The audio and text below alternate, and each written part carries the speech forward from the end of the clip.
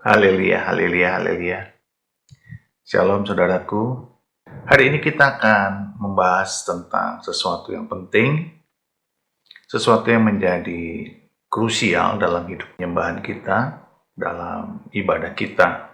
Seseorang kalau dia dikatakan sebagai seorang penyembah, sebagai seseorang yang mengasihi Allah, dia harus menampakkan ciri-ciri yang seperti orang mengasihi Allah sebagaimana sepatutnya. Kalau dia ingin menjadi seorang yang dikatakan penyembah sejati, dia harus seperti yang Tuhan kehendaki. Kita tidak bisa menjadi seorang penyembah dengan konsep kita sendiri. Kita tidak bisa menjadi seorang penyembah seperti yang kita mau, seperti keinginan kita, seperti kehendak kita. Kita menjadi seorang penyembah harus orang yang mempunyai hati yang betul-betul karakternya karakter seorang penyembah. Karakter seorang penyembah itu adalah dia tunduk takluk kepada Tuhan, dia rendah hati, dia humble, dia seorang yang mengasihi Allah dengan segenap hatinya, dengan segenap jiwanya, dengan segenap akal budinya, dengan segenap kekuatannya. Dan dia juga mengasihi sesama seperti dirinya sendiri. Dan seorang penyembah itu menomorsatukan Tuhan lebih daripada yang lain. Dan dia adalah seorang yang rindu akan hadirat Tuhan. Seorang yang bergerak di dalam koridor atmosfer hadirat Tuhan. Dan seorang penyembah itu betul-betul rela berkorban, rela merendahkan dirinya demi Tuhan. Dan semuanya itu dilakukannya karena dia sungguh-sungguh mengasihi Tuhan. Dan hari ini kita akan belajar tentang itu, saudaraku. Dan saya banyak diberkati dengan firman Tuhan ini ketika saya pertama kali membacanya, merenungkannya, dan message, pesan yang disampaikan oleh firman Tuhan ini sungguh-sungguh mengena di hati saya. Dan dengan berjalannya waktu, saya semakin mengerti bahwa inilah hati Tuhan ketika seseorang ingin disebut sebagai penyembah yang benar, yang menyembah sesuai dengan keinginan Tuhan. Mari kita baca firman Tuhan ini. Di 2 Samuel 6, ayat yang ke-13 sampai dengan yang ke-23. Cukup panjang, saudara. Demikianlah firman Tuhan. Apabila pengangkat-pengangkat tabut Tuhan itu melangkah maju 6 langkah, maka ia mengorbankan seekor lembu dan seekor anak lembu gemukan. Dan Daud menari-nari di hadapan Tuhan dengan sekuat tenaga. Ia berbaju efod dari kain lenan. Daud dan seluruh orang Israel mengangkut tabut Tuhan itu dengan diiringi sorak dan bunyi sangkakala. Ketika tabut Tuhan itu masuk ke kota Daud, maka Mikal, anak perempuan Saul, menjenguk dari jendela, lalu melihat Raja Daud meloncat-loncat serta menari-nari di hadapan Tuhan. Sebab itu ia memandang rendah Daud dalam hatinya. Tabut Tuhan itu dibawa masuk, lalu diletakkan di tempatnya di dalam kemah yang dibentangkan Daud untuk itu. Kemudian Daud mempersembahkan korban bakaran dan korban keselamatan di hadapan Tuhan. Setelah Daud selesai mempersembahkan korban bakaran dan korban keselamatan, diberkatinya lah bangsa itu demi nama Tuhan semesta alam. Lalu dibagikannya kepada seluruh bangsa itu, kepada seluruh khalayak ramai Israel, baik laki-laki maupun perempuan. kepada masing-masing seketul roti bundar, sekerat daging, dan sepotong kue kismis. Sesudah itu pergilah seluruh bangsa itu masing-masing ke rumahnya.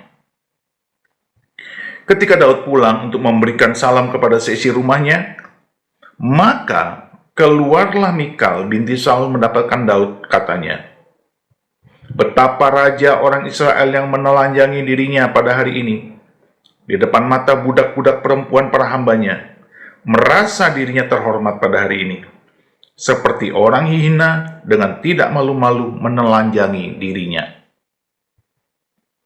Tetapi berkatalah Daud kepada Mikal, "Di hadapan Tuhan yang telah memilih aku dengan menyisihkan ayahmu dan segenap keluarganya untuk menunjuk aku menjadi raja atas umat Tuhan, yakni atas Israel, di hadapan Tuhan, aku menari-nari. Bahkan aku akan menghinakan diriku lebih daripada itu. Engkau akan memandang aku rendah, tetapi bersama-sama budak-budak perempuan yang kau katakan itu, bersama-sama merekalah aku mau dihormati." Mikal binti Saul tidak mendapat anak sampai hari matinya. Haleluya. Amin, amin, amin, amin. Saudara lihat bahwa ada dua persepsi di sini. Satu persepsi yang salah, satu persepsi yang benar. Ada dua sikap di sini. Satu sikap yang salah dan satu sikap yang benar. Ketika kita menyembah Tuhan, kita harus memiliki persepsi sikap yang sama, yang seperti Tuhan mau. Dan kita lihat di sini, ketika Daud membawa tabut Tuhan dari rumah Obed-Edom kembali ke Yerusalem, dia melakukan sebuah tindakan yang sepertinya di luar nalar, yang sepertinya tidak masuk akal, yang sepertinya tidak mungkin dilakukan oleh seorang raja yang terhormat. Ia seperti anak kecil menari-nari di hadapan tabut Tuhan. Ia bersukacita, ia melompat-lompat, bahkan ia menelanjangi dirinya. Dan dia melakukan itu tidak sendirian, dia melakukan itu bersama-sama budak-budak perempuannya. Saudara, bicara tabut Allah, bicara tabut Tuhan, itu bicara hadirat. Di dalam tabut Allah, di dalam tabut Tuhan, itu ada roti mana, itu ada tongkat Harun, itu ada 10 perintah Allah. Dan kalau bicara 10 perintah Allah, roti mana, tongkat Harun, yang ada di dalam tabut Tuhan itu bicara hadirat di situ. Allah ada di situ. Dengan adanya roti mana, dengan adanya 10 perintah Allah, dengan adanya tongkat Harun. 10 perintah Allah itu bicara tentang firman Allah. Tongkat Harun itu bicara tentang otoritas Allah. Tongkat penggembalaan, tongkat Allah yang bertindak dengan otoritasnya untuk menggembalakan umatnya, domba-dombanya. Roti mana itu bicara tentang Allah yang memberkati, Allah yang menyediakan. Dan ini semuanya gambaran daripada hadirat Allah. Allah hadir. Tuhan ada di situ, yang menyediakan makanan,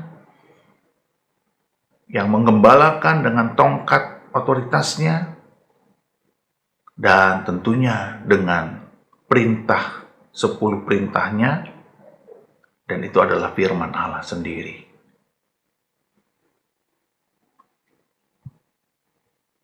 Karena firman Allah adalah Allah.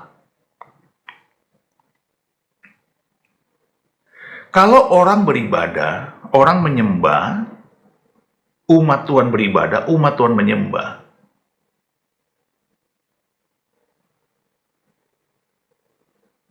kalau tidak ada hadirat Tuhan, tidak mungkin kita bisa menari-nari. Tidak mungkin kita bisa meloncat-loncat, tidak mungkin kita bisa bersuka cita. Bahkan tidak mungkin kita bisa menangis merasakan hadiratnya. Bahkan menelanjangi diri seperti Daud itu. Karena apa? Ya karena tidak ada hadirat Allah.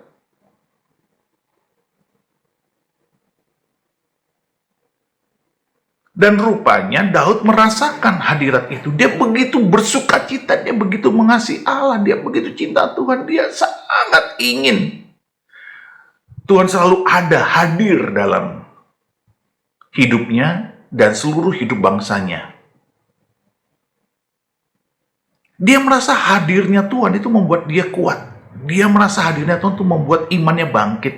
Dia merasa hadirnya Tuhan itu membuat dia dihiburkan. Dia merasakan hadirnya Tuhan itu membuat dia diberkati. Jadi Tuhan hadir itu membuat dia bersuka cita. Dan hadirat itu membuat dia menari-nari di hadapan Tuhan. Dia menyembah, dia menari-nari, dia bernyanyi, dia meloncat-loncat dengan sukacita yang luar biasa. Karena dia begitu girang, dia bahagia, sukacita. Ada Tuhan di sini. Tuhan hadir. Dia senang sekali, dia bahagia, dia begitu happy. Dan sukacita itu, joy itu tidak bisa diambil daripada dia. Karena dia merasakan hadirnya Tuhan.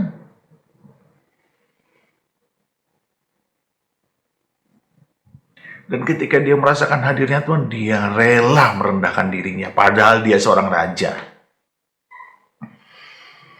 Dia tidak peduli omongan orang, dia tidak peduli omongan rakyat, dia tidak peduli omongan istrinya bahkan. Tetapi justru tindakan Daud ini diikuti juga oleh budak-budak perempuannya. Dan mereka merasakan hadirat yang sama. Mereka bersuka cita, mereka menari-nari, mereka begitu. Wah, itu nggak bisa dibohongin, saudara. Kalau kita merasakan hadirat Tuhan, sukacitanya nggak bisa dibeli, nggak bisa ditukar, tidak bisa digantikan, nggak bisa dibohongi.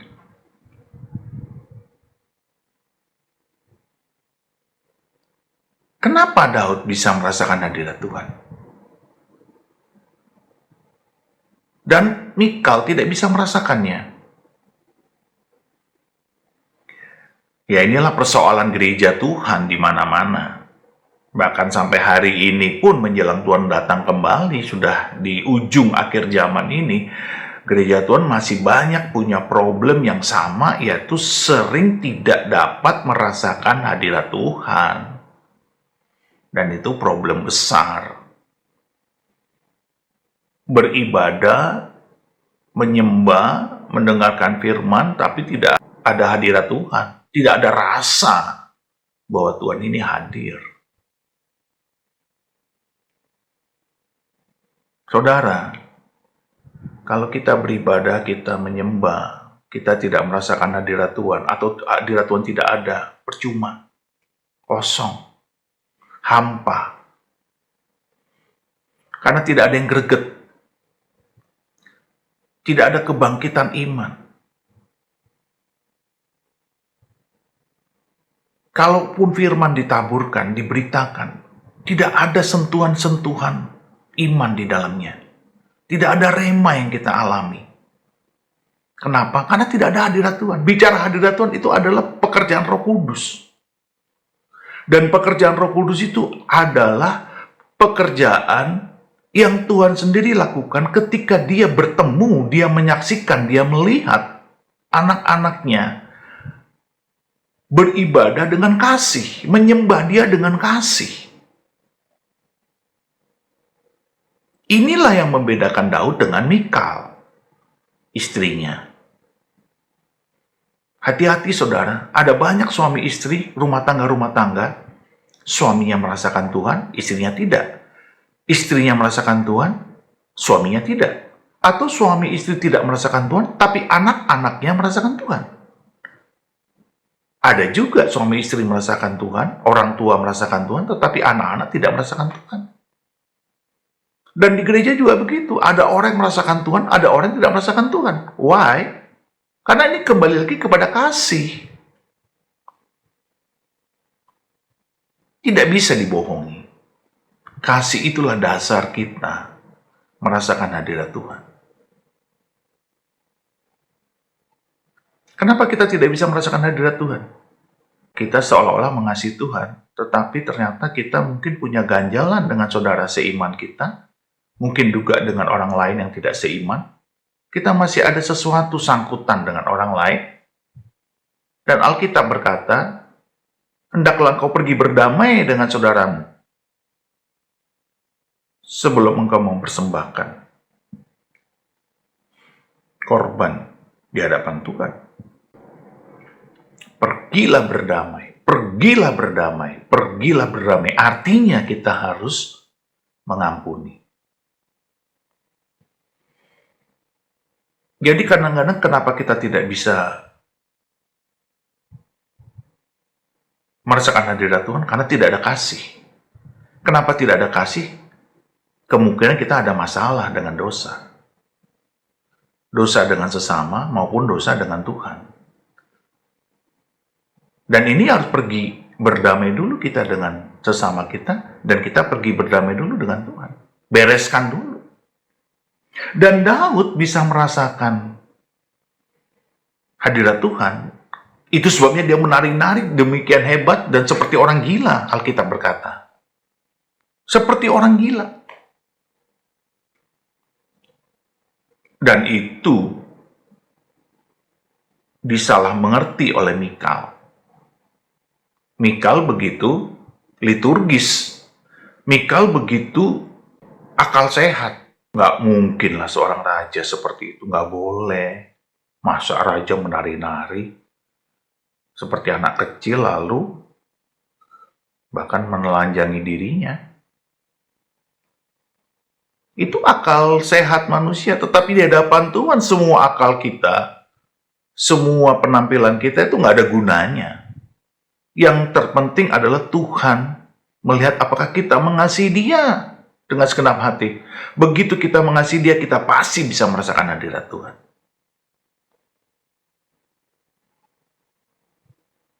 Jadi banyak orang salah mengerti tentang ayat ini.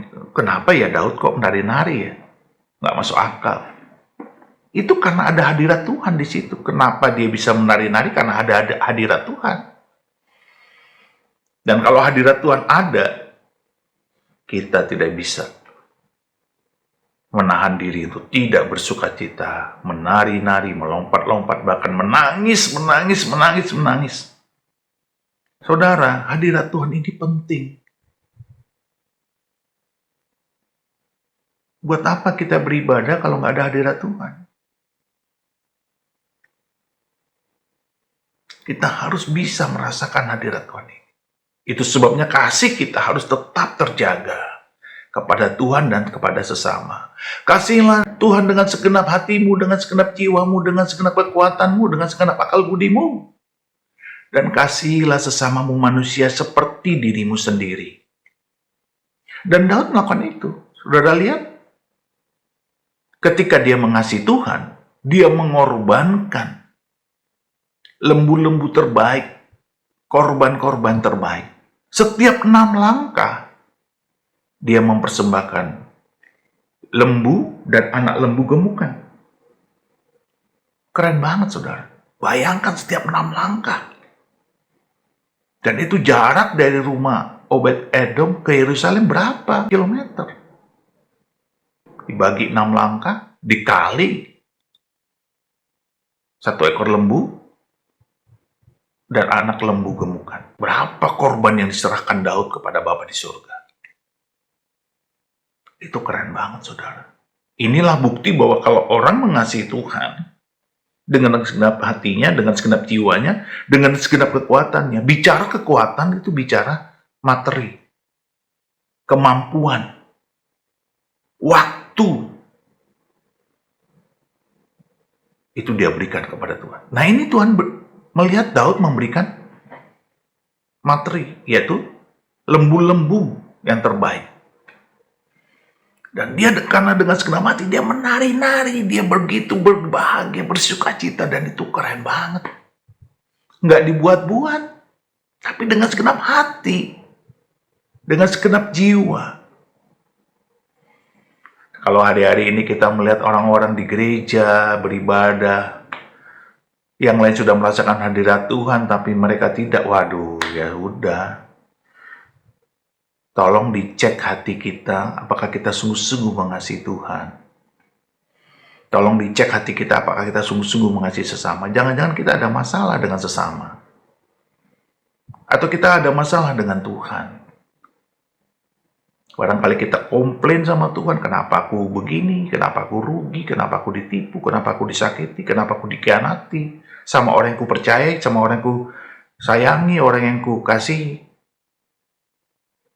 Kita benci kepada Tuhan, kita benci kepada sesama karena kita mengalami masa-masa buruk. Tetapi ingat saudara, kalau kita mengasihi Tuhan, kita harus pergi berdamai dengan saudara kita dulu, mengampuni mereka. Daud dicela oleh Mikal. Dan dia berkata, aku akan lebih lagi menari-nari di hadapan Tuhan. Bahkan aku akan menghinakan diriku lebih daripada itu. Engkau akan memandang aku rendah, tetapi bersama-sama budak-budak perempuan yang kau katakan itu, bersama-sama merekalah aku mau dihormati. Daud melakukan suatu pekerjaan yang hebat pada masanya. Dan itu contoh buat kita. Bagaimana kita harus menyembah Tuhan dengan segenap hati, dengan segenap jiwa, dengan segenap akal budi, dengan segenap kekuatan kita. Dia mengorbankan lembu-lembu terbaik. Keren banget. Setiap 6 langkah itu bukan jarak yang panjang, tuh pendek, saudara. Setiap 6 langkah, setiap 6 langkah, setiap 6 langkah, sampai ke kota Yerusalem. Dan bukti dia mengasihi sesama, dia membagikan kepada seluruh bangsa itu, baik laki-laki maupun perempuan, kepada masing-masing seketul roti bundar, sekerat daging, dan sepotong kue kismis. Keren sekali. Jadi dia sudah mempersembahkan sesuatu kepada Tuhan, lembu-lembu terbaik. Ternyata dia juga membagikan itu kepada rakyatnya. Seketul roti, sekerat daging, ya kan? Dan sepotong kue kismis. Berapa banyak itu untuk seluruh rakyat? Saudara lihat. Jadi bicara hadirat, itu bicara kasih. Tanpa kasih, nggak mungkin Tuhan hadir. Jadi kalau kita beribadah, menyembah Tuhan, ya kita harus mengasihi Tuhan dengan segenap hati. Kita harus beres dulu. Kita harus selesai dulu dengan persoalan-persoalan dosa yang tidak mengampuni. Kita harus mengasihi sesama kita harus mengasihi Tuhan.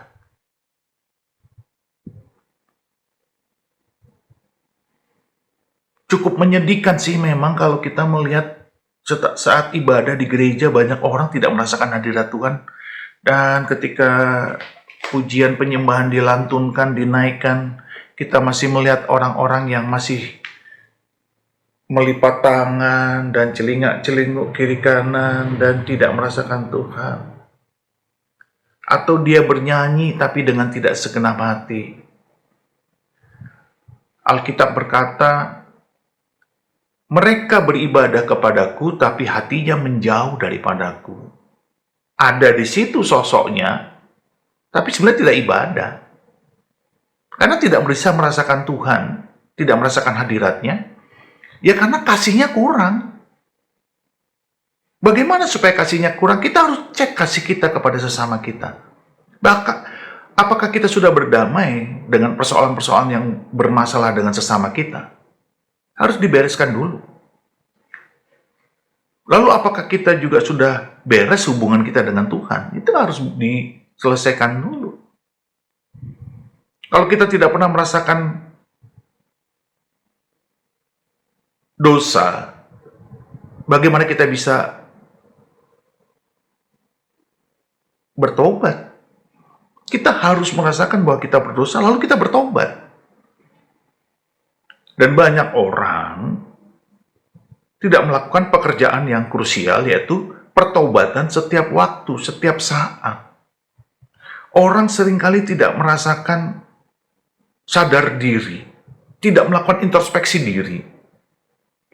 Sehingga dia tidak tahu bahwa dia sebenarnya sedang kepahitan, dia sedang marah, dia sedang terluka, dia sedang traumatik, dia sedang kecewa, dan seterusnya, yang tanpa dia sadari karena alam bawah sadarnya itu ada sebenarnya kepahitan-kepahitan, luka-luka, traumatik-traumatik, tapi belum dia bereskan dengan berdamai dengan sesama, atau dia minta ampun sama Tuhan, dan dia menyelesaikan utang piutang, soal-soal yang berhubungan dengan sesama.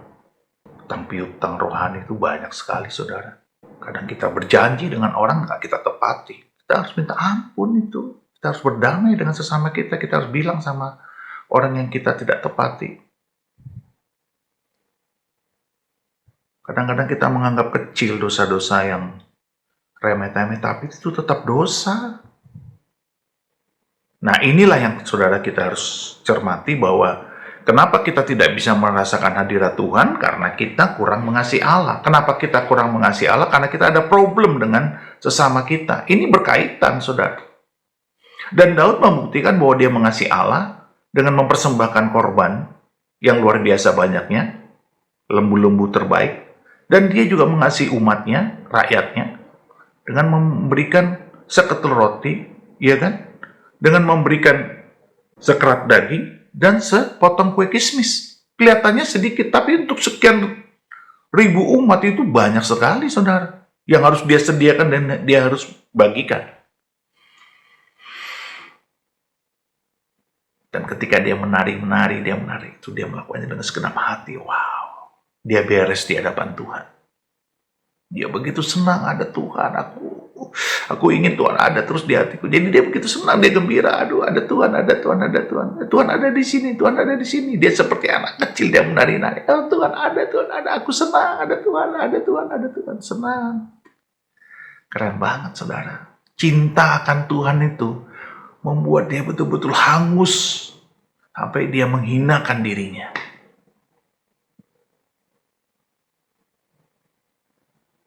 Itu ajaib sekali hati itu.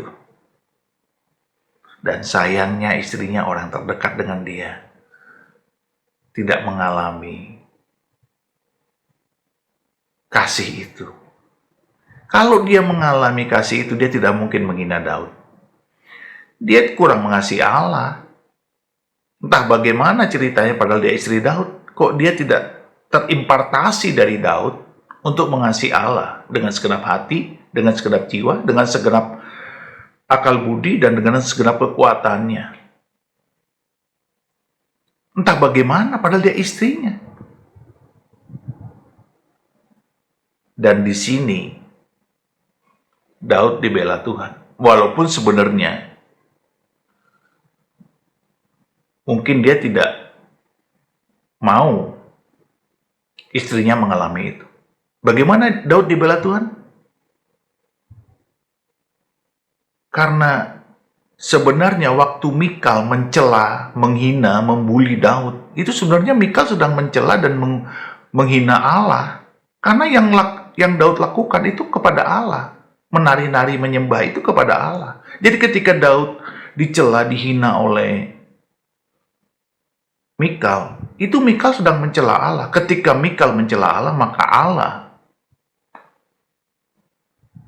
menghukum Mikal, dan Mikal, kasihan sekali, tidak punya keturunan sampai akhir hayatnya. Oh, saudara, kalau kita tidak bisa merasakan hadirat Tuhan, kita jangan mencela orang yang merasakan hadirat Tuhan. Kalau kita tidak bisa menyembah dengan benar, sesuai dengan kehendak Allah, jangan mencela orang yang menyembah, bahkan mereka menangis-nangis di hadapan Tuhan. Jangan kita cela. Jangan sampai kita menjadi mandul. Mandul apanya? Rohani kita. Mandul apanya? Kehidupan kita. Mandul apanya? Pekerjaan kita. Mandul apanya? Bisnis kita. Mandul apanya? Mandul segala-galanya. Jangan sampai kita menjadi mandek. Kita menjadi stagnan. Kita harus terus berkembang, terus meningkat, terus maju, terus menjadi orang yang lebih baik di dalam Tuhan. Penyembahan kita semakin lebih baik, hati kita semakin lebih baik, karakter kita semakin lebih baik, cinta kita kepada Tuhan semakin lebih baik. Semakin dalam, semakin dalam, semakin dalam. Lebih dalam lagi, ku rindu Kau Tuhan, lebih dari segala yang ada, lebih dalam lagi. Yesus, ku mengasihimu. Wow, keren. Jadi inilah yang harus kita kerjakan. Kita harus lebih mengasihi Tuhan, kita harus lebih mengasihi sesama. Maka kita mudah mengalami hadirat Tuhan. Sehingga kita tidak mengalami kemandulan, kemandekan, kebuntuan dalam segala aspek kehidupan kita.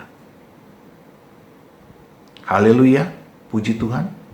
Dan sekarang saudara, saya mau berdoa buat kita semua, dan biarlah ini menjadi berkat buat kita, yaitu apa? Supaya kita lebih dalam lagi mengasihi Tuhan. Dan kita bisa merasakan hadirat Tuhan.